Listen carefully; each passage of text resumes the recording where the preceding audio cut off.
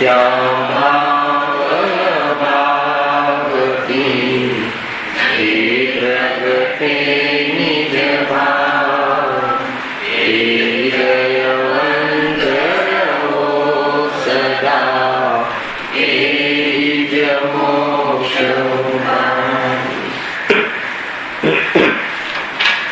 આ શ્રી મોક્ષ માર્ગ પ્રકાશિત ગ્રંથ છે. બીજા અધિકાર પર ચર્ચા ચાલી રહી છે. એમાં નવીન બંધ પર વિચાર ચાલી રહ્યો છે. નવીન બંધનું કારણ કોણ છે, અર્થાત કેવી રીતે થાય છે એની ચર્ચા ચાલે છે. મુખ્ય રૂપથી આગળના વિષયમાં એટલી વાત આવી કે જે 8 કર્મ છે એમાં નવા બંધનું નિમિત્ત કારણ તો મોહનીય કર્મ એ નિષ્કર્ષ પર આવ્યા હતા. અને જીવની ઓરથી જોવામાં આવે, ઉપાદાનની ઓરથી જોવામાં આવે તો અશુદ્ધ ઉપાદાન રૂપ જીવના મોહ રાગ દ્વેષ સ્વભાવ નવા બંધનું કારણ છે. એ નિષ્કર્ષ પર આવ્યા. ઓછું જ્ઞાન બંધનું કારણ નથી. બહારમાં એવી જાતિની સહન શક્તિ ના હોય એ નવા બંધનું કારણ નથી. માત્ર આત્મભ્રાંતિ અને રાગ દ્વેષ કસાય મોહનું બંધનું કારણ છે જીવની ભાવની ઓળથી. અને બહારમાં નિમિત્ત તરીકે જોઈએ તો મોહનીય કર્મ, જ્ઞાનાવરણીય કર્મનો ઉદય કે ક્ષયોગ સમાધિ બંધનું કારણ નથી.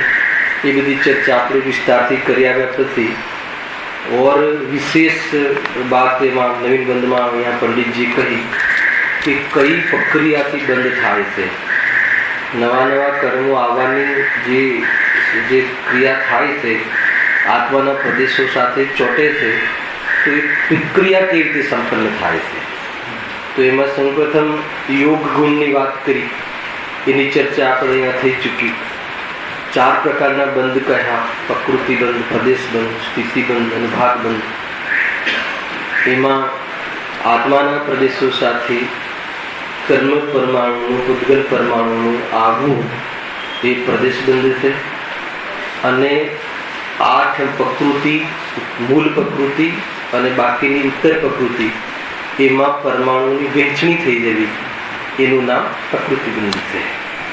અને આ બંધનું કારણ કોણ છે?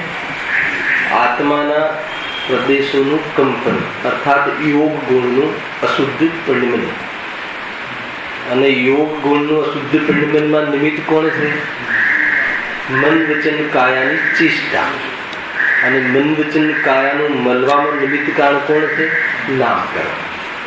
વિષય ખ્યાલ આવે? આખો જેટલો વિષય થયો છે કુલ મળીને અહીંયા આત્માના યોગ ગુણનું અશુદ્ધ પરિણમન છે. કયા ગુણસ્થાન સુધી અશુદ્ધ પરિણમન રહે છે? 13મા ગુણસ્થાન સુધી. એટલે શું આપણે હવે એ જે પ્રકૃતિ બંધ અને પ્રદેશ બંધ. પ્રદેશ બંધ કહો કે પરમાણુઓનો બંધ કહો, એક જ વાત છે. કેમ કે જીનાગમમાં પરમાણુને પ્રદેશ પણ કહે છે, એટલે એ પ્રદેશ બંધ થઈ ગયો. તો નવા નવા પરમાણુનો બંધ આવવો. અને પ્રકૃતિ એટલે કર્મ. પ્રકૃતિ એટલે કર્મ. અને કેટલા પ્રકારની? તો મૂળ 8 પ્રકારની, અલગ અલગ સ્વભાવવાળી. આત્માના ધ્યાનમાં આવરણમાં નિમિત્ત બનવાનો સ્વભાવવાળી પ્રકૃતિ, જ્ઞાનાવરણીય, એ રીતે 8. અને એના ભેદ છે, ઉત્તર ભેદ. તો એમાં પરમાણુનું વહેંચાઈ જવું, આવવું અને વહેંચાઈ જવું, 2 કાર્ય આપણે લીધા. પાછું એમાં વિશેષ વાત અહીંયા આપણે લાસ્ટ વ્યાખ્યાનમાં ચર્ચા કરી હતી કે એવા યોગનો પણ 2 પ્રકારે વિભાગ કર્યો. એ જીવના ભાવોની ઓળથી. પ્રદેશોમાં પરમાણુનો આવવું, તો એમાં જે કયા યોગ, શુભ યોગ કે અશુભ યોગ, તો જીવના શુભ અશુભ ભાવોની ઓળથી અહીંયા આપણે આગળ વાત કરી. તો જીવના કેટલા ભાવ? 2 ભાવ, શુદ્ધ ભાવ ને અશુદ્ધ ભાવ. અશુદ્ધ ભાવના કેટલા ભેદ? શુભ ભાવ ને અશુભ ભાવ. શુદ્ધ ભાવ એ તો ધ્યાન ચેતના છે, આત્માનો સ્વભાવ છે, જે પ્રગટ થવાથી કર્મનું આવવું જ મટી જાય છે અને જૂના કર્મનું જતું રહું થઈ જાય છે. એ તો શુદ્ધ ભાવ. પણ અહીંયા કયા ભાવની ચર્ચા છે? અશુદ્ધ કહો અથવા શુભ અશુભ ભાવ કહો, તો એ ભાવનું નિમિત્તપણું પામીને યોગના બે નામ આપવામાં આવ્યા. કે બે પ્રકારના ભાવ હોય છે, શુભ યોગ અને શુભ ભાવ અને અશુભ ભાવ. તો યોગને પણ શુભ યોગ ને અશુભ યોગ એમ બે નામ પડી ગયા. જે ભાવનું નિમિત્તપણું મન વચન કાયાની ચેષ્ટામાં નિમિત્ત બને, એવી બી ક્રિયા બને છે કે શુભ અશુભ ભાવ ના હોય તો બી ચેષ્ટા થાય, અને એવી બી ક્રિયા હોય છે કે શુભ અશુભ ભાવ હોય અને ચેષ્ટા થાય. ખ્યાલ આવે શું કહું દીધું છે? એવી બી આપણે વાણીની અને શરીરની ચેષ્ટા હોય છે કે ભાવ ના હોય ને ચેષ્ટા થાય. એવું કયું ગુણસ્થાન છે? 13મું ગુણસ્થાન. બોલવાનો ભાવ નથી તો બી વાણીની ચેષ્ટા. તીર્થંકર પરમાત્માને વાણી ખરે છે દિવ્ય ધ્વનિ, તો વચનની ચેષ્ટા થઈ. આત્માના પ્રદેશોનું નિમિત્તપણું અર્થાત એમાં વાણીનું સંયોગ થવું એટલે આત્માના પ્રદેશોનું કંપન થાય છે.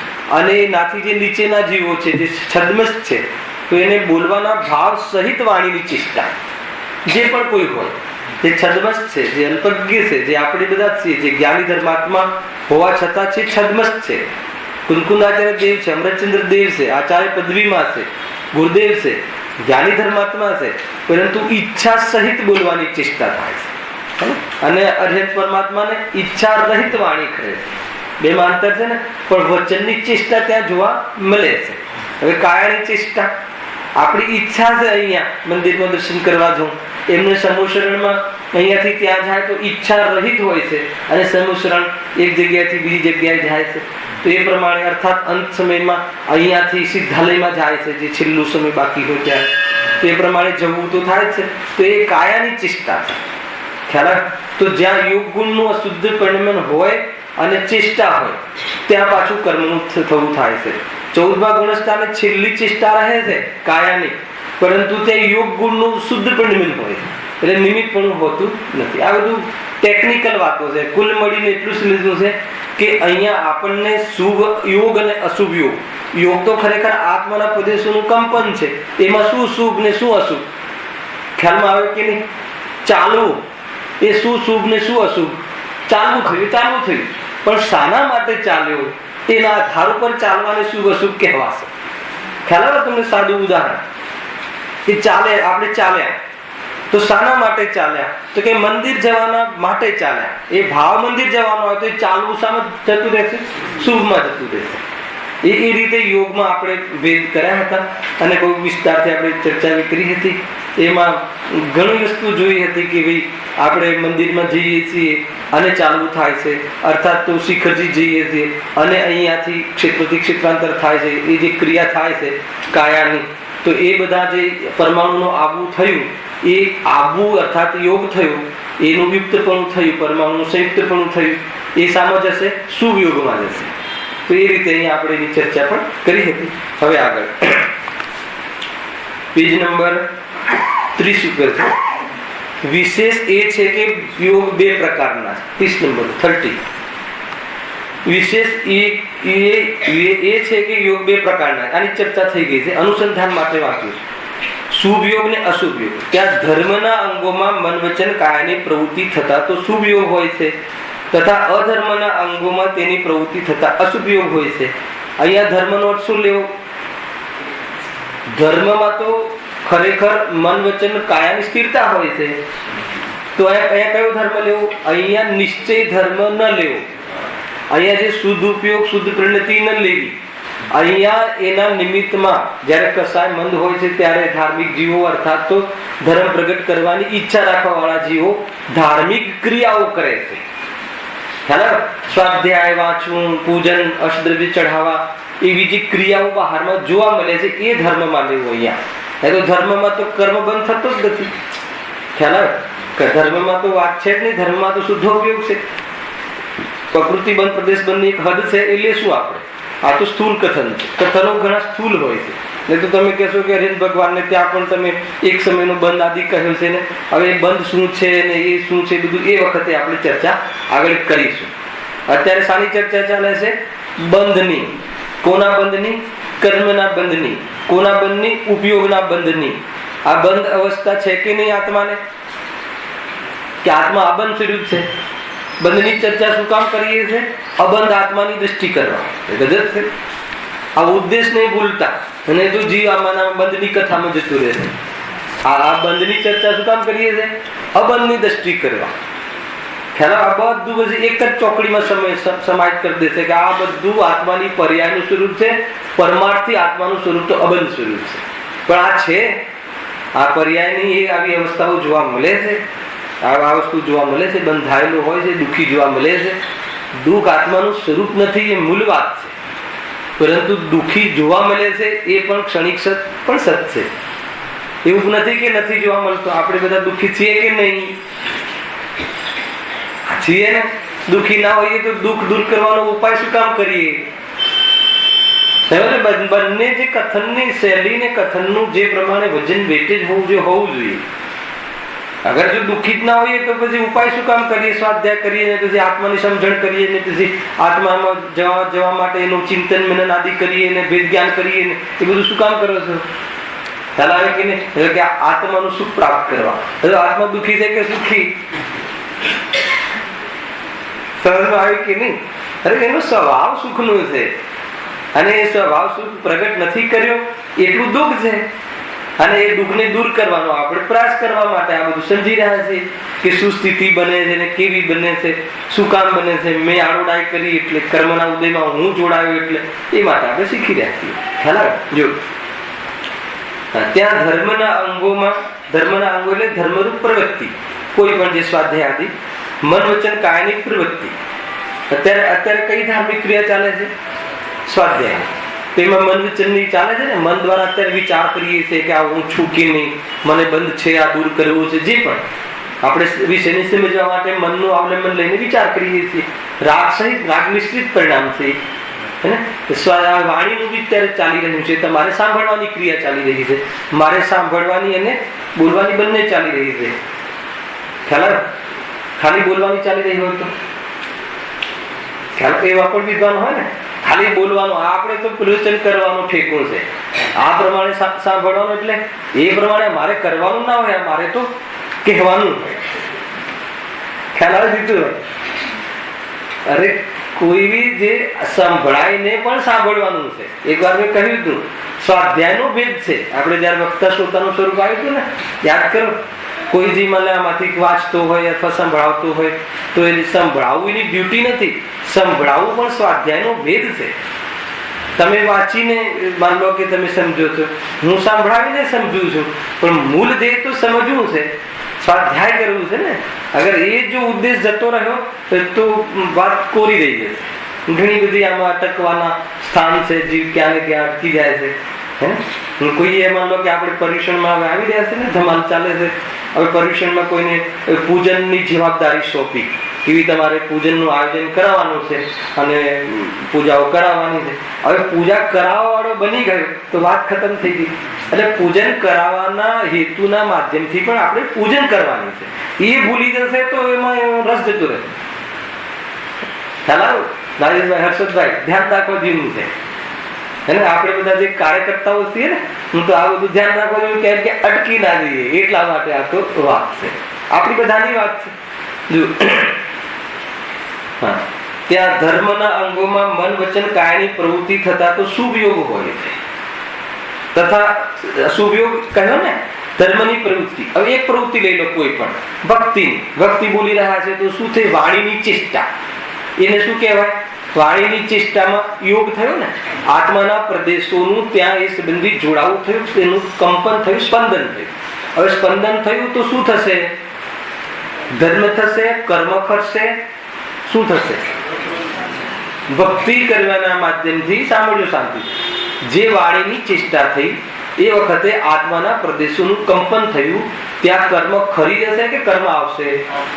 તો ભક્તિ કરવાનો ભાવ આશ્રમ છે કે સંવર છે? અને ભક્તિ કરવાની ક્રિયા જળ છે કે ચેતન છે? છે ને સાત તત્વોનું ભેદ જ્ઞાન આપણે ભણી રહ્યા છે. બંધનો પાઠ, પણ એમાં બી બધું જ છે, ભેદ જ્ઞાનના વિષયો છે. અચ્છા, એ કરવું કે ના કરવું? હવે કરવું કે ના કરવું? જો અહીંયા જીવ ફસાય છે. હવે એનો ઉલટો પ્રયાસ નહીં, હવે તો ભક્તિ કરવાનું કહ્યું છે તો આશ્રમ થાય છે તો ન કરવું. અરે એમ નથી. કરવું ન કરવું વાત જ નથી. એ બધું થયું એ વખતે જ્ઞાનની જાગૃતિ શું રાખવી? આપણું કામ જાગૃતિ રાખવું છે. આપણું કામ ક્રોધનો અભાવ કરવો કે ક્રોધ કરવો બે આપણા કામ નથી. રાગનો અભાવ કરવો અને રાગ કરવો બે આપણા કામ નથી. આપણું કામ તો જાણવું છે. અને કેવી રીતે જાણવું? યથાર્થ જાણવું છે. કેવી રીતે જાણવું? આત્મામાં અપનાપન કરીને જાણવું છે. વિજ્ઞાન પૂર્વક જાણવું છે. ભક્તિ ન કરવી કે કરવી બે વાત નથી. એ ભક્તિની ક્રિયા થઈ, ત્યાં ચેષ્ટા થઈ, ત્યાં રાગ આવ્યો. એ વખતે શું જુઓ, આ શું છે? આશ્રય છે. આ તો કર્મનું આવું થાય છે અને આ રાગ છે અને આ જડની ક્રિયા છે. તો આવી જે જાગૃતિ થઈ, આવી જે જ્ઞાનમાં જે નક્કી નિર્ણય થયો એ જ્ઞાન જ્ઞાયકનું છે. અને એના આધાર ઉપર શ્રદ્ધા જો એમાં સમર્પિત થઈ જાય તો એ ધર્મ છે. હે ને? એ જ્ઞાયકમાં મોહી જાય અર્થાત જ્ઞાયકમાં આપણે તો થઈ જાય તો શું થઈ ગયું? અને જ્ઞાયકના વિકલ્પમાં મોહી જાય તો મિથ્યાત્વ. અને જ્ઞાયકમાં મોહી જાય કેમ કે મોહ કરવો આત્માનો સ્વભાવ છે. મોહ એટલે શું? એકત્વ. પરમ એકત્વ કરવો એવી ભાવ છે અને સ્વમ એકત્વ કરવો એ સ્વભાવ છે. એકત્વનું નામ એકત્વ મમત્વ બધું જ કરવાનું છે. કઈ છોડવાનું નથી. તમારે એકત્વ કરવાનું છે, મમત્વ કરવાનું છે, કર્તૃત્વ કરવાનું છે, ભોક્તૃત્વ કરવાનું છે. પણ ક્યાં કરવાનું છે? ખ્યાલ આવ્યો કે નહીં? પોતાનામાં એકત્વ, પોતાનામાં મમત્વ, આત્મા આત્માનો કરતા, આત્મા આત્માનો ભોગતા, પોતાનો આનંદ ભોગવવાનો છે. એ બધું તો કરવાનું જ છે. એ બધું આપણી પાસે તાકાત છે, પણ એ તાકાતને આપણે ઉલટી દિશામાં લગાવી છે. ખ્યાલ આવે ને? એ રીતે છે. હવે બસ જાગૃત રહેવું બહુ મુખ્ય પોઈન્ટ છે ભાઈ. આપણે ક્યાં અટકી જઈએ છીએ? મેં બતાવ્યું કે તો આશ્રવ છે, તો આશ્રવ છે, આશ્રવ છે. તો હવે મારે શું કરવાનું? તમે શું કરી શકો? આશ્રવથી જુદા આત્માને જાણી શકો, એને અજમાઈ શકો, એને અપનાવી શકો, એમાં આદર કરી શકો. બીજું કાંઈ ના કરી શકો નહીં. એકવાર એવો પ્રયાસ કરજો કે ભક્તિ નથી કરવી. એવો પ્રયાસ કરજો, બતાવજો આ પર્યુષણમાં. હે ને? પછી પર્યુષણ પછી મળીશું ને આપણે તો કે અમે પ્રયાસ કર્યો અને ભક્તિ ન કરી. એવું બને નહીં. એ તો ઉછળે તો ઉછળે. રાગ હોય તો બહારમાં એને સ્ટેજ મળી જાય તો નાચે બી ખરો. ખ્યાલ આવે કે નહીં? અંદરમાં રાગ આવે અને બહારમાં સ્ટેજ મળી જાય તો રંગ આવ્યા વગર રહે નહીં. પણ એ છે શું? એ જાગૃતિ રાખવી. બસ મુખ્ય વાત એ છે શું? તો કે આ રાગ છે એટલી જડ ક્રિયા છે અને રાગના કારણે ઉપયોગ મારો ત્યાં લાગ્યો, એના કારણે કર્મનું આવું થયું, આ બધું થયું છે. ત્યાં કોઈ ધર્મ માનીને કે કોઈ પર્યુષણ કરવામાં બહુ ધર્મ કરી લીધો નાચી કૂદીને તો એવું છે નહીં. સમજમાં આવે છે કે નહીં? બહુ મતલબ એક પ્રકારથી ચેતતા રહો, એનું નામ આત્મા છે. ચેત તો નર સદા સુખી કહે છે કે નહીં? લૌકિકમાં બી ચેતું. ચેતું એટલે શું? ભાનમાં રહેવું, સાવધાન રહેવું. થોડો એના પર વલણ ના આવી જાય, એમાં સ્વાદ ના લાગી જાય કે નહીં હું તો બહુ સરસ સ્વાધ્યાય કરાવું છું અને લોકો વાહ વાહ બી કરે છે. ગયો એ માર્ગમાંથી આવવાના અવસર ન રહ્યા. દીતુભાઈ ખ્યાલ આવે છે? સજવા જેવું છે ભાઈ. એ બધું કયો યોગ હતો? શુભ યોગ હતો. કેમ કે બધી કઈ ચેષ્ટા હતી? મન વચન કાયાની શુભ ભાવ સહિતની ચેષ્ટા. અજય પરમાત્મા દિવ્ય ધ્વનિ જે કરે એ કઈ ચેષ્ટા કહેવાય? શુભ ભાવ વગરની શુભ ક્રિયા. ખ્યાલ આવે કે નહીં? શુભ ભાવ નથી ત્યાં પણ ક્રિયા શુભ છે. દિવ્ય ધ્વનિ તો શુભ છે ને? ત્યાં ભાવ નથી પણ ક્રિયા છે. નીચેના જીવોમાં ભાવ ના હોય અને ક્રિયા હોય એવું ના બને. ખ્યાલ આવે કે નહીં? ભાવ હોય અને ક્રિયા ના હોય એવું તો બને. અને ભાવ હોય પણ તમારે બહુ ભાવ હોય ઉછળવાનું, નાચવાનું, પણ નાચવાનો ભાવ આવી ગયો પણ ક્રિયા સુધી ના પહોંચે ઉપયોગ, એવું તો બને. અને એવું પણ છે, સમજવાનો ટોપિક છે અને ટોનિક છે. ખ્યાલ આવે કે નહીં? કઈ રીતે કે એક ભાવ શૂન્ય ક્રિયા જોવા મળે છે એ પ્રમાદ વાળા જીવની. ભાવ શૂન્ય ક્રિયા એટલે ખબર છે કે જે ક્રિયા કરી રહ્યો છે એ ભાવ પણ ત્યાં ના હોય, મન બીજે નાચતું હોય અને ક્રિયા અહીંયા કરતું. એવું બધું અનબેલેન્સ અજ્ઞાનીના અને છદ્મસના જીવનમાં જોવા મળે છે. ભલે કે ના ભલે નાચતો હોય, કૂદતો હોય, પણ બીજી હોય સ્વાધ્યાયમાં અહીંયા ક્રિયા હા હા કરતો, એટલે હા હા હા એમ ગુરુદેવ બોલે ને ઘણી પ્રવચનમાં હાજી હાજી કરે. શું કહ્યું એમાં હાજી એ ભાવ એને ખબર જ ના હોય, કેમ કે એનો ભાવ બીજે ક્યાં અને હાજી હાજી કરતા હોય એવું બને છે. ખ્યાલ આવે? હવે તો અમે બહુ પરીક્ષા કરીએ ક્લાસમાં, તો એમ બધાને પ્રશ્ન પૂછે ને હા હા કરવાની આદત પડી જાય તો પછી અમે એમ કહીએ કે ભાઈ પાપ આદિ એ 5 પંચપરમેષ્ઠીના ભેદ છે. 5 પાપ પેલું પુરુષ આ ભૂલી ના હોય, ભાવે ખબર નહીં હા કહી દે. ખ્યાલ આવે કે નહીં? તો એને શું કહેવાય? ભાવ શૂન્ય ક્રિયા. એ અજ્ઞાની ની અને ભગવાનને બી ભાવ શૂન્ય ક્રિયા હોય છે. ભગવાનને કઈ ભાવ શૂન્ય ક્રિયા હોય? એને તો ભાવ જ નથી. એમને તો મોહરાગ નો અભાવ થઈ ગયો છે. હવે જે પણ ક્રિયા બાકી રહે છે સમૂષણ આદિની, દિવ્ય ધ્વનિની, એ ક્રિયામાં ભાવ તો કઈ હોતું નથી, મોહ ભાવ નથી હોતું. બધા એક સ્ટેપ સમજવા જેવા. ખ્યાલ આવે રાજુભાઈ? હા. તથા અધર્મના અંગોમાં તેની પ્રવૃત્તિ થતા અશુભ યોગ હોય છે. અધર્મ એટલે શું લેવું? અશુભ ભાવ.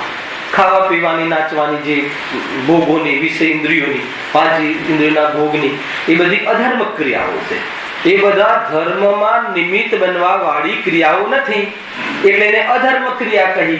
અને સ્વાધ્યાય આદિ, મનન ચિંતન આદિ, વિચાર આદિ હે ને આત્માના ધર્મમાં નિમિત્ત બનવા વાળી ક્રિયાઓ છે, એટલે એને ધર્મ ક્રિયા કહી. પણ એ ધર્મ નથી. આ સ્વાધ્યાય શામાં નિમિત્ત બને? સ્વાધ્યાય શું કામ કરો છો? ને એટલું હું પૂછ્યું એટલું, સ્વાધ્યાય શું કામ કરો છો? આત્માનો અનુભવ કરવા માટે ને. સ્વાધ્યાયથી આત્માનો અનુભવ થાય તો બસ શું કામ કરો છો? એટલે તો બસ સ્વાધ્યાય કરો શું કામ? આત્માનું લક્ષ્ય જ કરો ને. હે સ્વાધ્યાય તો સ્વાધ્યાયથી આત્માનો અનુભવ થતો નથી. જે સ્વરૂપમાં છે સ્વાધ્યાય કરે છે. અત્યારે જે ડૂબેલા સ્વરૂપમાં, કોઈ મુનિલા જંગલમાં હોય, કોઈ અન્ય પોતાનામાં ડૂબેલા, તો પછી સ્વાધ્યાય શું કામ કરવું? તમારે નિમિત્ત આ નિમિત્ત છે. એટલે ધર્મની ક્રિયામાં સ્વાધ્યાય નિમિત્ત છે. ધર્મની ક્રિયામાં દુકાન ચલાવવું નિમિત્ત પણ નથી. હે ને? પૂરું બેલેન્સ ચિંતન હોવું જોઈએ, નહીં તો તરત તમે તમારા જવાબમાં ખોટા પડશો. નહીં, સ્વાધ્યાય આદિ તો પુણ્યની ક્રિયા છે. કોણ ના પાડે છે? પુણ્યની ક્રિયા છે. પણ એ સ્વાધ્યાય આત્માના ધર્મમાં નિમિત્ત છે. જે જીવ આત્માનું અનુભવ કરશે એની પૂર્વની તૈયારી પેટે શું હશે? 5 લબ્ધિ આવે છે કે નહીં? જે જીવને આત્માનો અનુભવ થાય, સમ્યક દર્શન થાય, એને કેટલી લબ્ધિ? પહેલા 5 લબ્ધિ હોય છે. બરાબર છે? આ બધા વિષય સમજવા જેવા છે. ક્ષૌક્ષમ લબ્ધિ, વિશુદ્ધિ લબ્ધિ, દેશના લબ્ધિ, પછી પ્રાયોગિક લબ્ધિ અને કર્ણ લબ્ધિ. બરાબર છે? તો ક્ષૌક્ષમ લબ્ધિ, વિશુદ્ધિ લબ્ધિ ને ત્રીજી દેશના લબ્ધિ. દેશના લબ્ધિ શું છે? જો આ પાત્રતા કહી, 2 પાત્રતા કહે છે. સંઘની પંચેન્દ્રિય મનુષ્ય બાહ્ય પાત્રતા અને જીવની પરિણામોની પરત એટલે પર્યાયની છાપ, પર્યાયની કેવી પાત્રતા હોય કે જ્યાં સમ્યક દર્શન આવે. તો બાહ્યમાં તો સંઘની મનવાળો જીવ, સંઘની પંચેન્દ્રિય જીવ, એ તો બહારની કહી. અંતરંગમાં પરિણામ કેવા હોવા જોઈએ? તો આ 5 લબ્ધિ પૂર્વકના હોવા જોઈએ. બાકી કોઈ બી પાત્રતામાં ઘણી નથી. પગ ના હોય, આંખ ઓછી હોય, એ માન લો કે ગરીબ હોય, ખાવા પૈસા ના હોય, પહેરવા કપડા ના હોય, આ કોઈ ધર્મ પ્રાપ્ત કરવાની આ પાત્રતામાં આ લીધું જ નહીં. સ્ત્રી છે કે પુરુષ છે કે તિર્યન છે કે આડો છે કે ઉભો છે કે નારકી છે, લીધું જ નહીં. હાલ આવી નહીં તો આ લીધું, છતાં એ બધું છે આપણી પાસે, તો પણ આત્મદર્શન નથી. એ નોંધી થઈ ગઈ આત્મદર્શન નથી. આત્મદર્શનના પૂર્વ આ તૈયારીઓ હોય છે. તો ક્ષયક્ષમ લબ્ધિ એટલે એ જ્ઞાનનો ઉઘાડ જે છે, એ જ્ઞાનનો ઉઘાડ તો ક્ષયક્ષમ, પરંતુ એ આત્માના અનુભવ માટે તૈયાર થાય, એ જ્ઞાન અહીંયા લગાવવા તૈયાર થાય એવી જ્ઞાનની વિશુદ્ધિ. હજુ કર્ણાની હોતી તો ઓર ડીપનેસ વ્યાખ્યા છે. આપણે એટલું ડીપ નથી, સામાન્ય ભાવ સમજો. પછી વિશુદ્ધિ લબ્ધિ. વિશુદ્ધિ લબ્ધિ એટલે શું? કસાયો મંદ થવી. પેલામાં જ્ઞાન લગાવવા સંબંધી ઉપયોગનું વળવું. હવે બધે બહુ અહીંયા ધ્યાન લગાવીએ છીએ, અહીંયા ઉપયોગ લગાવીએ છીએ, તો ઉપયોગ બધેથી નિવૃત્ત થઈ અને સ્વરૂપનો વિચાર કરવાની તૈયારી વાળું જ્ઞાન. હવે વિશુદ્ધિ એટલે કસાયોની મનતા. કસાય ગમવી ના જોઈએ એવી જાતિની પણ નથી. આ બે તો આત્માની વાત સાંભળ્યા પહેલાનું પોત હોય છે અને કોઈને આત્માની વાત સાંભળ્યા પછી થાય, પણ આ પોત હોવું જોઈએ. ત્રીજું દેશના લબ્ધિ. હવે એ સ્વાધ્યાય આવ્યું. ખ્યાલ આવે કે એ નંબર છે, એના વગર આત્મકલ્યાણ થાય નહીં અને એનાથી આત્મકલ્યાણ થાય નહીં. તમને ખ્યાલ આવે કે નહીં?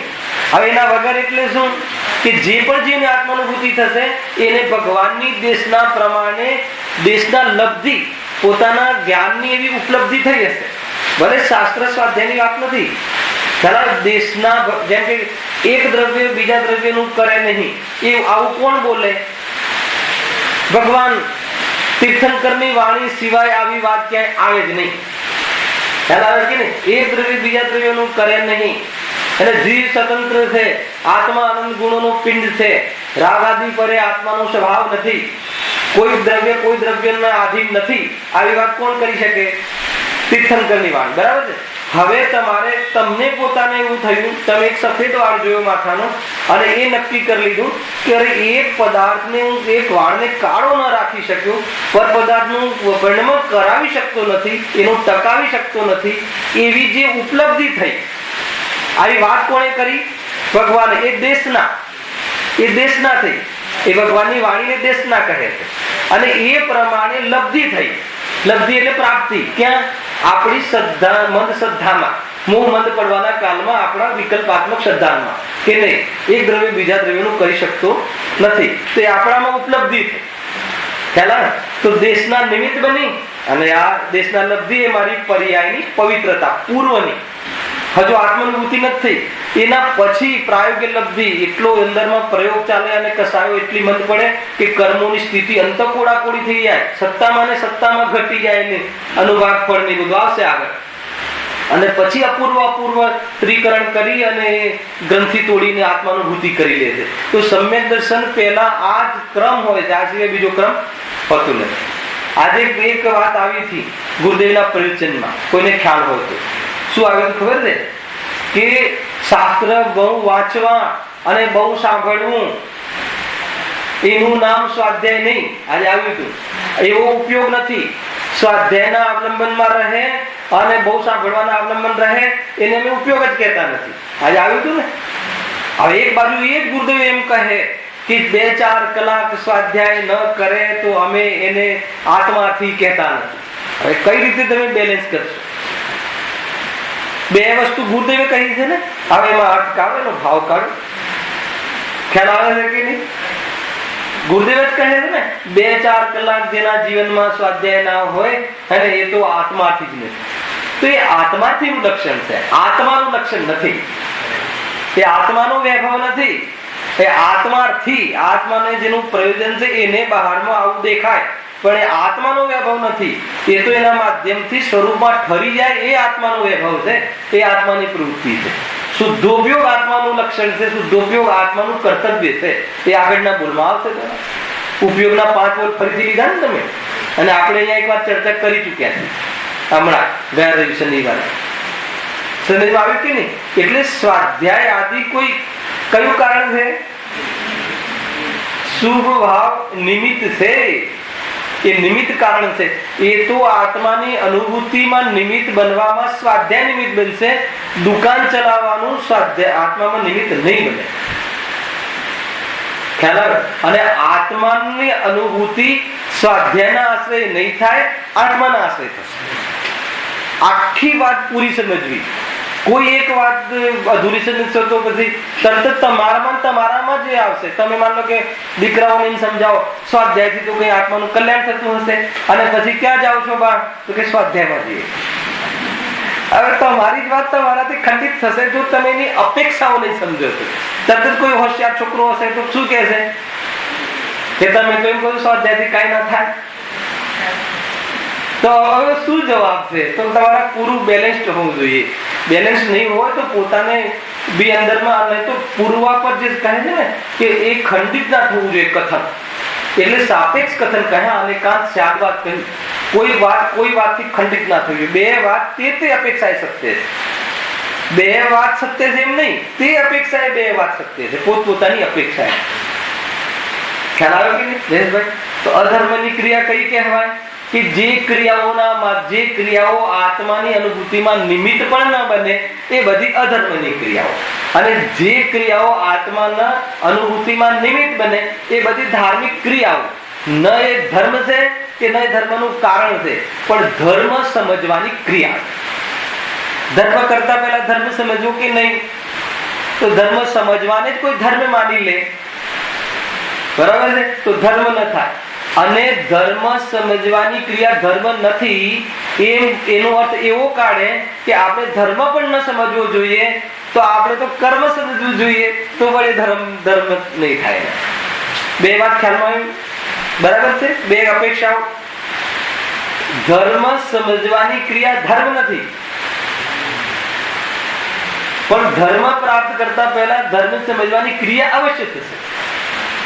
બંને બેલેન્સ ખ્યાલ આવે છે કે નહીં? તો એટલા માટે અહીંયા ધર્મ અને અધર્મ ક્રિયા કહીને ધર્મના અંગો અથવા ધર્મ ક્રિયાઓ મન વચન કાયા. ને તો ધર્મ તો એને કહેવાય કે મન વચન કાયાથી નિવૃત્ત, ઉપયોગમાં કોઈ વિકલ્પ જ નહીં. ખરેખર ધર્મ તો એ જ છે, શુદ્ધ ઉપયોગમાં રહેવું, મસ્તીમાં રહેવું, આનંદમાં રહેવું, વિકલ્પ જ નહીં, નિર્વિકલ્પ દશા, શુદ્ધોપયોગ, સ્વાનુભૂતિ, એ બધા ધર્મ છે.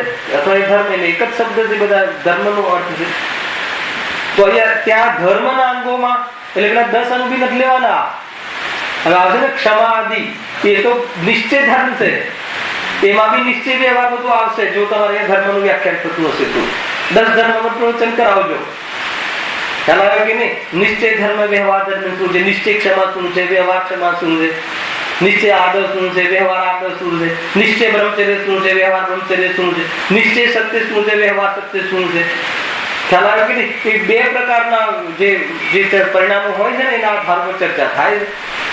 આ જીવને જો આ બે નો ખ્યાલ ના હોય તો બી ધર્મમાં ભૂલ કરે છે, અને બંનેમાં કોઈ એકાંત કરી લે કોઈ એક પક્ષનું તો પણ ધર્મ પામતું નથી. એટલે બહુ બેલેન્સ ચિંતન જોઈએ, નહીં તો જે અનર્થ કરી નાખશે, એને એનો માર્ગ નહીં મળે એમ છે. જો હા, ત્યાં ધર્મના અંગોમાં મન વચન કાયની પ્રવૃત્તિ થતા તો શુભયોગ હોય છે, તથા અધર્મના અંગોમાં તેની પ્રવૃત્તિ થતા અશુભ યોગ હોય. આપણે અહીંયા યોગના નિમિત્તથી પ્રકૃતિ બંધ, પ્રદેશ બંધ બે આપણો આ વિષય ચાલે છે. તો જે યોગમાં શુભ અશુભ જેવું કાંઈ હોતું નથી. યોગમાં શું આત્માના પ્રદેશોનું ચંચલપણું થવું, એમાં શું શુભ ને શું અશુભ, પણ એનું નામ શુભ અશુભ ક્યારે પડે? જીવના ભાવની ઓરથી નામ પડે છે. પણ મેં કેમ વચ્ચે આ વાત લીધી કે એવો પણ યોગ હોય છે કે ભાવ ના હોય ને યોગ હોય, એ અરિહંતને જ લઈ લો, ખાલી 13મા ગુણસ્થાનની વાત છે. પણ બાકીના જે જીવો છે નીચે, જે 11, 12, 13 લઈ લો, નીચે જે જીવો છે 10મા ગુણસ્થાનથી બધા, એને શુભ યોગ અશુભ યોગ હોય છે. એમાં પણ મુનિરાજને એને શુભ યોગ જ હોય છે. ગ્રસ્ત જીવનમાં જ્ઞાની ધર્માત્માને શુભ યોગ અશુભ યોગ બંને હોય છે. અજ્ઞાનીને પણ શુભ યોગ અશુભ યોગ બંને હોય. એવું નથી કે જ્ઞાનીને શુભ અશુભ યોગ હોય છે, અજ્ઞાનીને પણ શુભ અશુભ યોગ હોય છે. માનો અહીંયા કોઈ મિથ્યા દ્રષ્ટિ બેઠો છે, સમજી લો, તો એને આ કયો યોગ છે? શુભ યોગ છે, બરાબર છે. હવે માનો કે જમવાની પ્રવૃત્તિ કરશે તો કયો યોગ છે? અશુભ યોગ. હવે કોઈ સમ્યક દ્રષ્ટિ અહીંયા બેઠું છે, એને કયો યોગ છે? શુભ યોગ. પછી દુકાને જશે, જાય કે ના જાય? સમ્યક દ્રષ્ટિ દુકાને જાય કે ના જાય? ખ્યાલ આવે કે નહીં? તો એ કયો યોગ થઈ ગયો? અશુભ યોગ. તો ગ્રહસ્થ જીવનમાં શુભ અશુભ યોગ બંને હોય. યોગ તો માત્ર કર્મને આવવા માટેની જે ચેષ્ટાઓ શરીરના અધીન થાય છે, ચેષ્ટાઓ થઈને આવવું જવું, દુકાને જતો હોય તો અશુભ ચેષ્ટા થઈ, એટલે એને અશુભ યોગ કહેવાય છે. ખ્યાલ? એટલી અહીંયા ચર્ચા થઈ. હવે શુભ યોગ હો કે અશુભ યોગ હો, પરંતુ સમ્યક્ત્વ પામ્યા વિના ઘાત્યા કર્મોની તો સર્વ પ્રકૃતિઓ નિરંતર બંધ થયા જ કરે છે. આપણે અહીંયા સુધી ચર્ચા કરી હતી. તો ફરીથી અનેક ટોપિક આવી ગયા તો આપણે ચર્ચા કરી. શું કહે છે? સમ્યક્ત્વ પામ્યા વિના ઘાત્યા કર્મોની તો સર્વ પ્રકૃતિઓનો નિરંતર બંધ થયા કરે છે. હવે પ્રકૃતિ કેટલી? મૂળ 8. સમજો થોડું. એમાં મૂળ ભાગ ભેદ કયા? ઘાતી ને અઘાતી. બરાબર છે? ઘાતી પ્રકૃતિ જે છે એ પાપરૂપ છે કે પુણ્યરૂપ છે? નિયમથી પાપરૂપ છે. બરાબર છે? આત્માના સ્વભાવનો ઘાત કરવામાં નિમિત્ત બને એવી જે ચાર પ્રકૃતિ છે, જ્ઞાનાવરણી, દર્શનાવરણી, અંતરાની, મોહનીય, એ કઈ છે? પાપ પ્રકૃતિ એકાંતે. એમાં પાપ પુણ્યના ભેદ પડતા નથી. અહીંયા કહે છે કે સમ્યક્ત્વ વિના તો ઘાતી કર્મની ચાર પ્રકૃતિનો નિરંતર બંધ થાય છે. હું શબ્દ બોલું છું, બરાબર સાંભળજો. સમ્યક્ત્વ વિના. સમ્યક્ત્વ વિના કેમ લીધું? કે સમ્યક દ્રષ્ટિને કઈ આમ તો 42 પ્રકૃતિ જે હોય છે સમ્યક દર્શન પછીની બંધ વિચુક્તિ થાય છે. આપણે એટલું ડીપ નથી જતા. બહુ મોટો ઇતિહાસ છે જીવનો, પણ આપણે મોટું સમજી લેવું છે. એવું ટેન્શન બી નહીં કરતા કે કઈ 42 હશે. બહુ ઉપયોગ લાગે અને સમજવાનો ભાવ આવે તો કર્ણનિયમનો વિષય છે, છતાં બહુ બુદ્ધિ ના આવે તો આપણે મોટું સમજીને પણ આપણે આત્મકલ્યાણ તરફ લાગી શકીએ. અહીંયા કોઈ ડિપ્રેશન કે ટેન્શનની વાત નથી. પણ જે વિષયો છે, કોઈ જીવને વિશે ઉત્સાહ હોય તો ક્યાંથી વાંચવું એ વાંચી શકે છે. અને વાસ્તવમાં ઉત્સાહ હોય પણ બુદ્ધિ એટલી ના હોય તો બહુ ચિંતાનો વિષય નથી. ખ્યાલ આવે કે નહીં? ચિંતાનો વિષય જરા પણ નથી. પૂર્ણ સુખ પામી શકશે એ જીવ પણ. હે ને? એટલે માની લો કે કઈ સમ્યક્ત્વ વિના ચાર પ્રકૃતિનો તો નિરંતર બંધ થાય, અને સમ્યક દ્રષ્ટિને ચાર ઘાતી નથી બંધ થતા. ચાર ઘાતીમાં મોહનીય પ્રકૃતિમાં દર્શન મોહનીયનું બંધ થતું નથી. કે એને શ્રદ્ધા સમ્યક થઈ ગઈ છે. દર્શન મોહનીય ક્ષાયક સંકિતિ હોય તો દર્શન મોહનીયનો ક્ષય થઈ ગયો. એટલે એ પ્રકૃતિ જ નથી અને એને એવી જાતિનો ભાવ પણ નથી. પણ બાકીની દર્શન મોહનીય સિવાય બાકીની જે ચાર પ્રકૃતિ છે, ચારિત્ર મોહનીય, જ્ઞાનાવરણીય, દર્શનાવરણીય, અંતરાય, એને પણ બંધ પડ્યા રાખે. ખ્યાલ આવે છે કે નહીં? કુંકુમદેવ હોય તો હે ને? સૈનિક રાજા નેક્સ્ટ 24 ના પ્રથમ તીર્થંકર હોય અત્યારે તો અત્યારે જ્યાં છે ત્યાં તો આ ચાર બંધ એને કઈ નથી પડતી? દર્શન મોહનીય કર્મનો બંધ નથી પડતો. મોહનીયના બે ભેદ છે ને, દર્શન મોહનીય. દર્શન મોહનીય શું કરે? શામાં નિમિત્ત બને? આત્માના દર્શન, ખોટા દર્શનમાં નિમિત્ત બને. દર્શન એટલે શું? આત્માનું સ્વરૂપ, ફંડામેન્ટલ બંધારણ. અને આત્માનું બંધારણ અનંત ગુણાત્મક છે, દ્રવ્ય ગુણ પરાત્મક છે. સ્વરૂપ આત્માનું અથવા જીવ દ્રવ્યનું અથવા છ દ્રવ્યનું છે ને, દ્રવ્ય ગુણ પરાત્મક છે. એ સંબંધી ભ્રાંતિ થાય નહીં. મારી પર્યાય તો બીજો પણ કરે, એ ભ્રાંતિ. અને મારી પર્યાય હું સ્વયં કરું. કઈ પર્યાય સ્વયં કરે? જીવ ગિરીશભાઈ કોઈ પણ એની જે હોય એની દુઃખની, સુખની, ભટકવાની, રખડવાની, સ્થિર થવાની, સમ્યક દર્શનની, મિથ્યા દર્શનની બધી પર્યાય કોણ કરે? સ્વયં કરે. આ પ્રમાણ જ્ઞાન છે. મને દુઃખ તો બધા બહારના બધા દીકરાઓ અપાવડાવે છે, એવા ખરાબ નીકળ્યા, એવા ખોટા નીકળ્યા કે જેના કારણે મને દુઃખ થાય. એ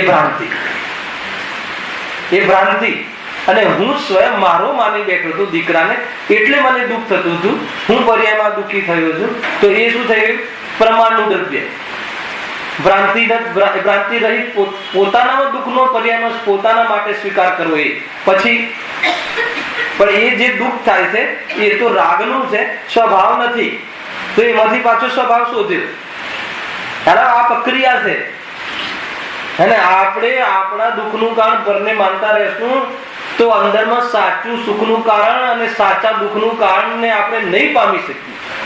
સાચા દુઃખનું કારણ મારી આડોડાઈ, મારી અવડાઈ, મારી ખોટી બુદ્ધિ હતી. મેં જે નામ સ્થાપના કરી દીધી છે કે મારું એટલે દુઃખી થયો ને.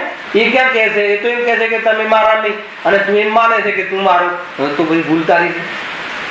સમજ આવે છે કે નહીં? કેવી વિટમના કરવું શું? અરે કરવાનું કાંઈ નથી. જેવું છે એવું માનવું અને મજામાં રહેવું. આત્મા બીજું કરે શું? કેટલું સુંદર ને સચોટ વર્ણન છે. ક્યાંય બી ફસાવા જેવું નથી એમ. જો પરંતુ સમ્યક્ત્વ પામ્યા વિના ઘાત્યા કર્મોની તો સર્વ પ્રકૃતિઓ નિરંતર બંધ થયા જ કરે છે. તો આ કઈ થઈ ઘાત્યા? પાપ પ્રકૃતિ. ચારે ચાર પાપ પ્રકૃતિ કેમ? આત્માના સ્વભાવમાં ઘાત કરે છે. અને અઘાતી કર્મ એ પાપરૂપ બી હોય છે અને પુણ્યરૂપ બી હોય છે. ખ્યાલ? પાપરૂપ એટલે શું? એ પ્રતિકૂળતા, એનું ફળ સંયોગમાં આવે. ઘાતી કર્મનું ફળ ક્યાં આવે? આત્માની પર્યાયમાં આવે. આ અઘાતી કર્મનું ફલ ક્યાં આવે?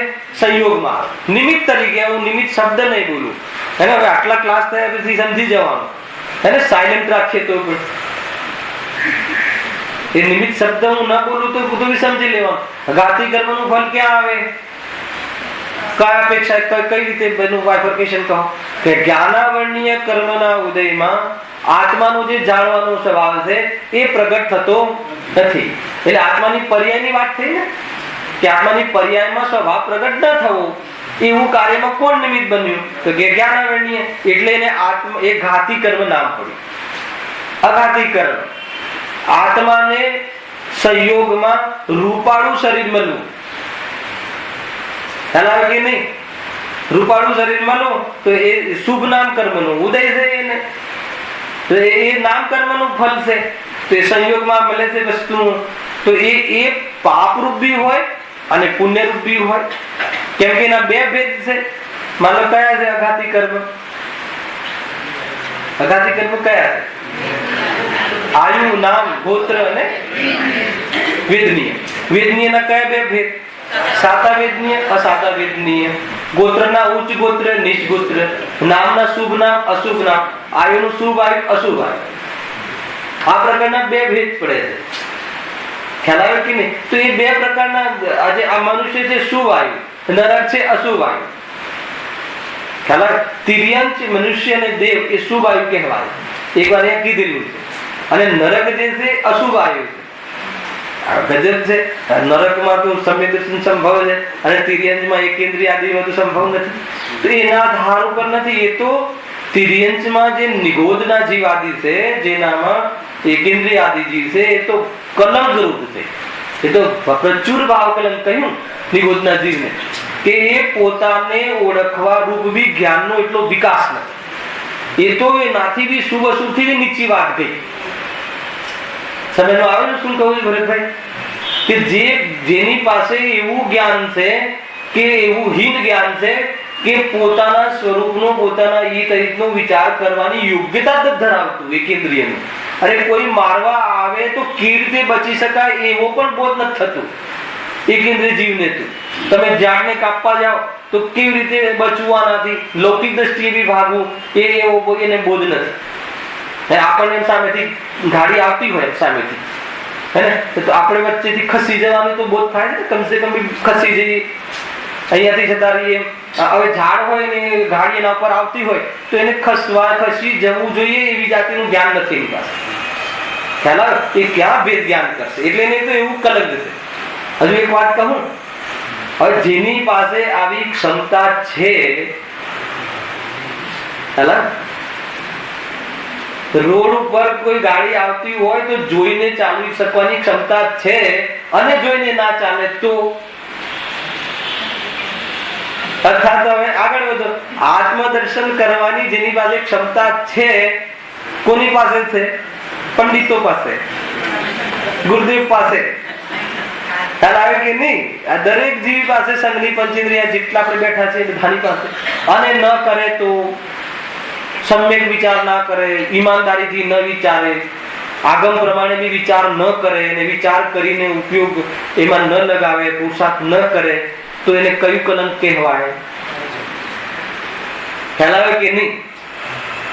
પેલાની પાસે તો જીતુભાઈ એવી પાત્રતા જ નથી એ જ્ઞાનની. વર્તમાનમાં ભાવિ તીર્થંકર બી છે ત્યાં, અનેક અનંત ની ગોદમાં પડ્યા છે. ખ્યાલ આવે કે નહીં? ભાવિ તીર્થંકર થવા વાળા કહે ને ગુરુદેવ કે અરે આ ફૂલડાના જીવમાં મારા ભાવિ માતા પિતા કે મારા આપણા ભાવિ તીર્થંકરોના જીવામાં હશે. છે કે નહીં? જો પ્રમાણ મળે છે આપણને એટલે સમજવું. એટલે કુલ મળીને શું? આત્મકલ્યાણમાં લાગવું જોઈએ. શરમજનક જીવન છે આપણું અગર જો આપણે આત્મકલ્યાણમાં ઉપયોગ નથી લગાવતા તો. કેમ કે એના સિવાય બારમાં તો નક્કી ભિખારીપણું છે. કેટલી પરાધીનતા, કેવા સપ્તવ્યસનીઓના સંપર્કમાં ને એના આધીન થઈને આપણે જીવીએ. એ કહે એમ કરવું પડે અને ક્યાં કેવું જીવન ખ્યાલ આવે છે કે નહીં? ક્યાં કેવી સેવાઓ કરવી પડે છે. એક જૈનને ક્યાં શોભે? કેમ કે આટલો લોભ છે એને, એટલે એવી જાતિ પ્રવૃત્તિ કરે ને. અને લોભ મટી જાય તો, કસાય મટી જાય તો, હે ને, મુનિરાજની હદ પ્રમાણેની તૂટી જાય તો છે કોઈ એમ નથી, પડી છે. કાંઈ પણ થાય છે કોઈ આંદોલન એમને ખ્યાલ આવે કે નહીં? કાલે પરમ દિવસ લાડમાં મેં કહ્યું 2 દિવસ પહેલા કે અಣ್ಣા હજારે જે ઉપવાસ કરે છે અને આપણે ઉપવાસ કરીએ છીએ એમાં અંતર ખરું કે નહીં? એ ભૂખ્યા એટલા માટે રહે છે કે બહારમાં અધિકાર લે, અને આપણે એક પરમાણુ પણ મારે અધિકાર નથી જોઈતો. સૌથી વધારે સેન્સિટિવ ક્રિયા ખાવા પીવાની છે, અને એનો પણ મને ભાવ નથી, તો બહારની ચીજો સાથે તો મારે શું લેવા દેવા? કેટલું અંતર છે. સ્વરૂપમાં વસવાનું નામ ઉપવાસ છે. અનશન શબ્દ આવે, અનશન શબ્દ છે આપણા શાસ્ત્રમાં. એ રીતે ભોજન વગરનું જીવન, કે ભોજન સૌથી મોટી વસ્તુ દુનિયામાં, કે ભોજન માટે. હવે ભોજનની જે અમને ગરજ નથી, તો બહારમાં બધી બહારની નોકરી ને વ્યાપાર ને ધન ને આ અધિકાર, એમાં અમને શું લેવા દેવા? અમે તો આ ચાલે અમારા સ્વરૂપમાં રમવાય. નામ ઉપવાસ છે. ઉપવાસ સમીપમાં વસ્તુ, સ્વરૂપના સમીપમાં કેટલું અંતર છે. જો થિંકિંગમાં કેટલું, ક્રિયા તો સમાન છે. એ કયો યોગ થઈ ગયો? અશુભ યોગ. અને આપણને આ જે ભાવ આવ્યો ઉપવાસનો, એ કયો થઈ ગયો? શુભ યોગ. અને આત્મામાં વસી ગયા, એ કયો યોગ થયો? એ કયો યોગ થયો? આત્મામાં વસી ગયા, એ તો ધર્મ થઈ ગયો. યોગની સ્થિરતા થઈ ગઈ, સ્વરૂપમાં લીન થઈ ગયા. તો ખ્યાલ આવે ને, ઉપવાસનો વિકલ્પ શુભ યોગ છે, પણ સ્વરૂપમાં રમી જવું, વસી જવું, એ તો શુદ્ધ ભાવ છે. એ તો યોગનું સ્થિરતા છે. મન વચન કાયની ચેષ્ટા જ લાગે ને, એટલા માટે. પરંતુ સમ્યક્ત્વ પામ્યા વિના ઘાતિયા કર્મોની તો સર્વ પ્રકૃતિનો નિરંતર બંધ થયા કરે છે. ઘાતિયા કર્મો એટલે જે 4 ઘાતમાં નિમિત્ત બને છે, એ પાપ રૂપ જ છે. તો ભાવ કયો બી હોય. અચ્છા, હવે અહીંયા શું લખ્યું જો? હવે શુભ યોગ હો યા અશુભ યોગ હો. અને પૂર્વ વાક્ય વાંચજો ગિરીશભાઈ, તમારો પ્રશ્ન તો હવે શુભ યોગ હો અશુભ યોગ હો, પરંતુ સમ્યક્ત્વ પામ્યા વિના ઘાત્યા કર્મોની તો સર્વ પ્રકૃતિઓ નિરંતર બંધાયા જ કરે છે. અઘાત્યા કર્મની પ્રકૃતિ પાપ પ્રકૃતિ. એ શબ્દ મૂકીને વાંચો. શુભ યોગ હો યા અશુભ યોગ હો, પરંતુ સમ્યક્ત્વ પામ્યા વિના ઘાત્યા કર્મોની તો સર્વ પાપ પ્રકૃતિઓનો નિરંતર બંધ થયા જ કરે છે. આગળ શું લગાવ્યું? શુભ યોગ હો યા અશુભ યોગ હો. સમજમાં આવે છે? ભાવ શુભ છે, અને પ્રકૃતિ આવે છે કઈ? પાપ પ્રકૃતિનો બંધ પણ થાય છે. એટલે કેમ કે ઘાતિયા તો નિયમથી પાપ રૂપ જ છે. હવે શુભ ભાવ થાય છે તો પછી પુણ્ય પ્રકૃતિનો બંધ થશે કે નહીં? તો કે અઘાતી કર્મમાં બે પણ સાથે પડે છે. ખ્યાલ આવે કે નહીં? માની લો કે મને સ્વાધ્યાય કરવાનો ભાવ છે, શુભ ભાવ, બરાબર છે. આ વખતે માની લો કે મારું મિથ્યાત્વ ચાલી રહ્યું હોય. મિથ્યાત્વ હું હોય તો બોરીવલી વાળા સમજે, તો ક્યાંથી સમજે? તો પેલો સિક્કો જાનો લાગ્યો, મિથ્યાત્વ. તે કઈ પ્રકૃતિ છે? પાપ પ્રકૃતિ, ખાતી. અને એ તો તમને તો જણાય પણ નહીં, અને બીજાને તો એમ લાગે કે કેટલા શુભ ભાવ છે આ ભાઈને, પણ પ્રકૃતિ પાપ, ઘાતી કર્મમાં. હવે અઘાતી કર્મમાં કઈ બંધાશે? શુભ ભાવ છે, 5 ઇન્દ્રિયના વિષયોનો ભોગ આદિ નથી, તો શુભ ભાવ છે, તો એ શુભ પ્રકૃતિ સાતાવેદની કર્મનું બંધ પડશે. શુભ આયુનો, અત્યારે આયુનો બંધ પડે તો શુભ આયુનો બંધ પડશે. અત્યારે જે ગોત્ર બંધાઈ રહ્યું હશે, એ શુભ ગોત્ર બંધાઈ રહેશે. ખ્યાલ આવે કે નહીં? શુભ નામ બંધાઈ રહેશે. તો એ બધું શુભ પ્રકૃતિ. એટલે કઈ બંધાઈ? પાપ અને પુણ્ય પ્રકૃતિ બે બંધાઈ. ભાવ કયો? શુભ. હવે અશુભ લઈ લો. અશુભમાં શું બંધાશે? પેલા તો મિથ્યાત્વ, જો સમ્યક દર્શન નહીં હોય તો, બરાબર છે. એટલે ખાવાના ભાવમાં તો આના જેવી તો કોઈ ચીજ જ નહીં. સુખ તો બસ આમાં જ છે, હે ને? એ રીતે ભોજનના ભાવ, ભોજનની ક્રિયામાં સુખ બુદ્ધિ. હવે એ થોડી ખબર છે કે આ સુખ બુદ્ધિથી ખાય છે, કે શાનાથી, કે મજબૂરીથી ખાય છે, કે ખાડો ભરવા ખાય છે, કે શાના માટે ખાય છે. અને એ પેલા અંદરનો સુખ બુદ્ધિ, એ તો મિથ્યા. ખ્યાલ આવે તમને? એ થઈ ગઈ પાપ પ્રકૃતિ. અને ભાવ કયો દેખાય છે ને? ખાવાનો ભાવ, અશુદ્ધ ભાવ છે, એટલે એ બી પાપ. એટલે બે પાપ સાથે બંધાય. આ તો ખાલી મિથ્યાત્વ જ કીધું. પણ માનો કોઈ મિથ્યા દ્રષ્ટિ નથી. હવે ભારે પડશે. મિથ્યા દ્રષ્ટિ સમ્યક દ્રષ્ટિ છે. કોણ કોને સમજાવી શકે? તો પણ પ્રભુ તમારે તો સ્વરૂપમાં રહેવા જેવું હતું ને.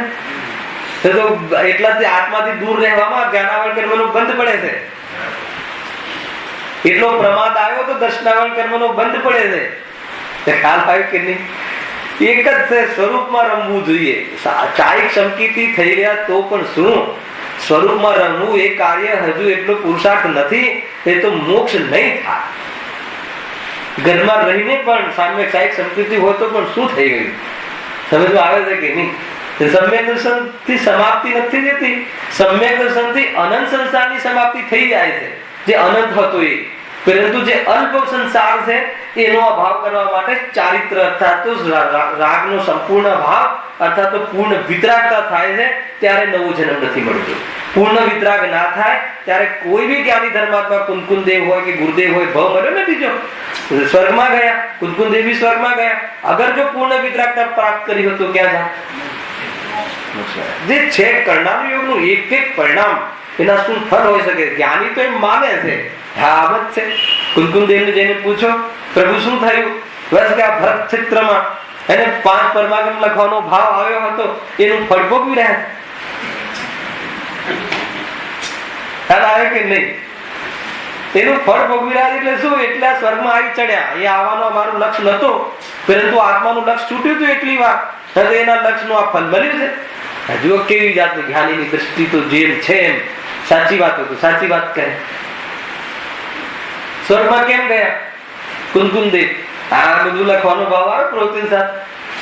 હવે કરવું જોઈતો તો કે નતો કરવું જોઈતો? હવે એમને કરવા ન કરવાની વાત જ નથી. અરે આ ભાવ જે છે એ મારું મોક્ષનું બાધક ભાવ છે, આત્માનું સ્વરૂપ નથી, એવી જાગૃતિ રાખે. તો પણ આવ્યા વગર રહ્યો નહીં ને, એનું ફળ આવ્યા વગર રહ્યું નહીં, તો એમાં એ જોઈ સ્વામિત્વ લેતા નથી, એમાં મહિમા નથી. અહીંયા કેટલો આનંદ લઈ રહ્યા હતા અહીંયા હતા ત્યારે. હાલ હવે શું કહું છે? 3 ચોકડી કસાઈનો અભાવ એટલો આનંદ લઈ રહ્યા હતા, અને અત્યારે 1 ચોકડી કસાઈનો આનંદ લઈ રહ્યા છે. હજી આનંદમાં ઘટાડો થયો કે વધારો થયો? ઘટાડો પણ નથી આનંદ તો કે બઢા. સમજો, શુભ ભાવ ની પણ સજા છે. લાગે શુભ ભાવ ની સજા? આનંદ ઘટ્યો એ સજા નથી. અરે ખરેખર તો એ જ સજા છે આપણને. નહીં સ્વર્ગમાં ગયા ને, અહીંયા જંગલોમાં રહેવું, ત્યાં તો ત્યાં મહેલોમાં રહેવું. અરે એ સજા લાગે છે જ્ઞાનીઓને. ખ્યાલ આવે છે કે નહીં? સોચમાં અંતર છે ને, દ્રષ્ટિમાં અંતર છે કે નહીં? બહુ જબરદસ્ત વાત કરી. જૈન ધર્મ એટલો સૂક્ષ્મ ને એટલો સચોટ, સંપૂર્ણ સચોટ, એના સિવાય બીજું કોઈ સત્ય હોય જ ના શકે. ને ખ્યાલમાં આવે છે કે નહીં? આ તો સંપૂર્ણ ખ્યાલમાં આવે છે. પૂજ્ય પણ જે હતું એ પંચ પરમેષ્ટિ માંથી નીકળી ગયા. સ્વર્ગમાં જતા ને પેલા પંચ પરમેષ્ટિ માં ગણાતા હતા. કુંકુન દેવ નવલોય સિદ્ધ સાવણ હે ને, મુનિ અવસ્થા. હવે નવલોય સાવણ માં પણ ન રહ્યા. સમજવા જેવું છે ભાઈ. પણ આપણે ક્યાં છીએ જોડે વિચાર કરી લેવા. ત્યારે એ વ્યક્તિને ની પોઝિશન તો આપણી પોઝિશન, આત્મદર્શન ના હોય એની પોઝિશન શું? એ તો દુર્દશા છે. એ તો પોઝિશન જ નથી. એટલા માટે શું કરી લેવું? ત્વરાથી પોતાના સ્વદ્રવ્યના ગ્રાહક બનો. શ્રીમદજી કહે ત્વરાથી રક્ષા કરો, રત્નત્રય પ્રાપ્ત કરો, ભાવ મરણ ટાળો. હર સમયમાં આપણા ભાવને પેદા ન કરવા રૂપ પુરુષાર્થ કરીએ છીએ. ઉદ્યમ ખોટો કે પર્યાયમાં અતિન્દ્રિય સુખ જ જાણે નથી લેવું મારે તો, અને એવી જાતિનો પ્રયાસ કરીએ છીએ ને. સ્વરૂપમાં સ્થિર ન થવાય એવા જ ઉપાય કરીએ છીએ ને બહારમાં.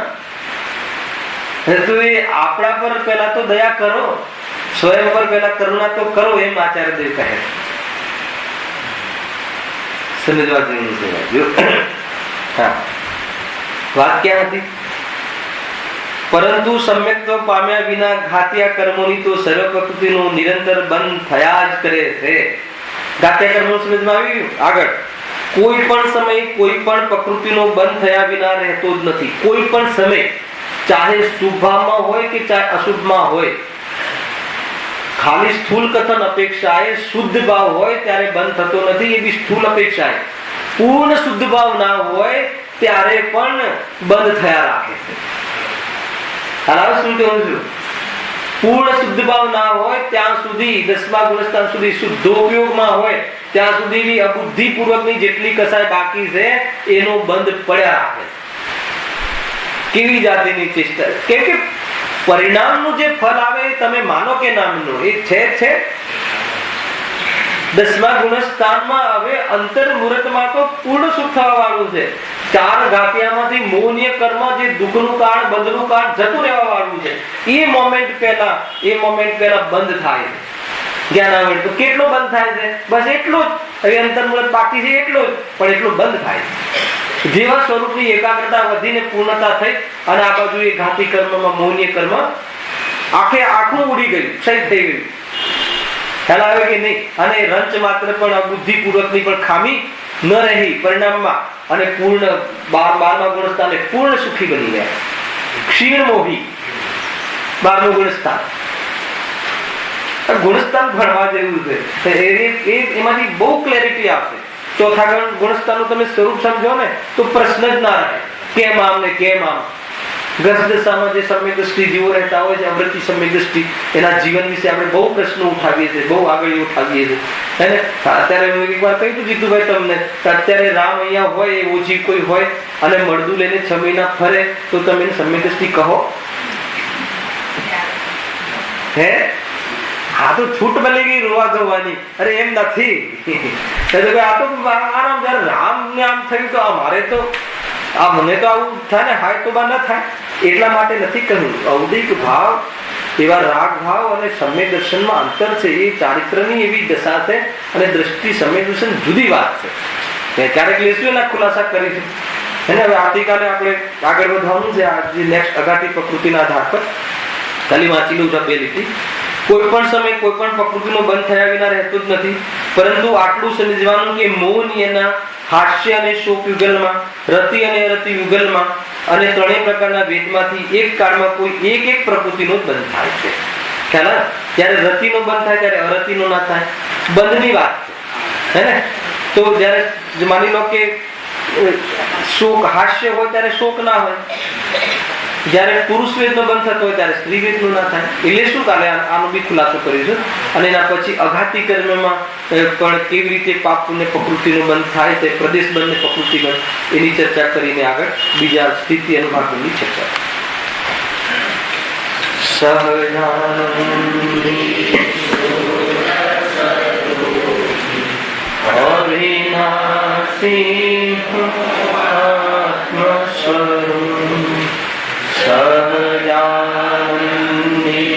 શુદ્ધ સ્વરૂપી હરિનાસી આત્મ સ્વરૂપ.